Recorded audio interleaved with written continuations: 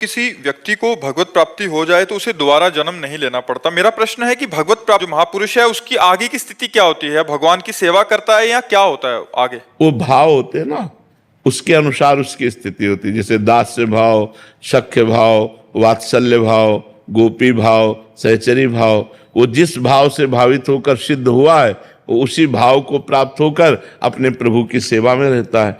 मोक्ष प्राप्त होना वो अलग चीज है। जैसे तरंग समुद्र में मिल गई, अस्तित्व खत्म हो गया, लेकिन सिद्ध देह धारण करके, जैसे वो सखा है तो सखा का सिद्ध देह धारण करके भगवान श्री कृष्ण के साथ आठों पैर खेलता है। गोपी है तो गोपी देह धारण करके वो भगवान के साथ, सहचरी है तो सहचरी देह धारण करके प्रिया प्रीतम के साथ। सिद्ध पुरुष जिस भावना से सिद्ध होता है उसी प्रकार का उसे सुख मिलता है। अब कोई वैकुंठ उपासी है, नारायण उपासी तो वैकुंठ जाएगा, कोई राम उपासी तो साकेत धाम जाएगा, शिव उपासी है तो कैलाश धाम जाएगा, अगर प्रिया प्रीतम को उपासी तो वृंदावन धाम आएगा, अगर गोलोक बिहारी को उपासी है तो गोलोक धाम जाएगा। अलग अलग साधकों की भावना है, तो जैसी भावना हमारी सिद्ध होती है वैसे ही हमको प्राप्त होता है भगवान का धाम, भगवान की लीला और भगवान का रूप।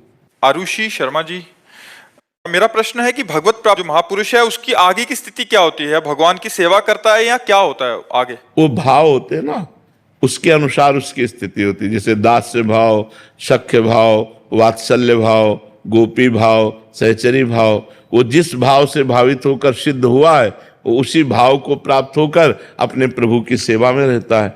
मोक्ष प्राप्त होना वो अलग चीज है। जैसे तरंग समुद्र में मिल गई, अस्तित्व खत्म हो गया, लेकिन सिद्ध देह धारण करके, जैसे वो सखा है तो सखा का सिद्ध देह धारण करके भगवान श्री कृष्ण के साथ आठों पैर खेलता है। गोपी है तो गोपी देह धारण करके वो भगवान के साथ, सहचरी है तो सहचरी देह धारण करके प्रिया प्रीतम के साथ। सिद्ध पुरुष जिस भावना से सिद्ध होता है उसी प्रकार का उसे सुख मिलता है। अब कोई वैकुंठ उपासी है, नारायण उपासी तो वैकुंठ जाएगा, कोई राम उपासी तो साकेत धाम जाएगा, शिव उपासी है तो कैलाश धाम जाएगा, अगर प्रिया प्रीतम को उपासी तो वृंदावन धाम आएगा, अगर गोलोक बिहारी को उपासी है तो गोलोक धाम जाएगा। अलग अलग साधकों की भावना है, तो जैसी भावना हमारी सिद्ध होती है वैसे ही हमको प्राप्त होता है भगवान का धाम, भगवान की लीला और भगवान का रूप।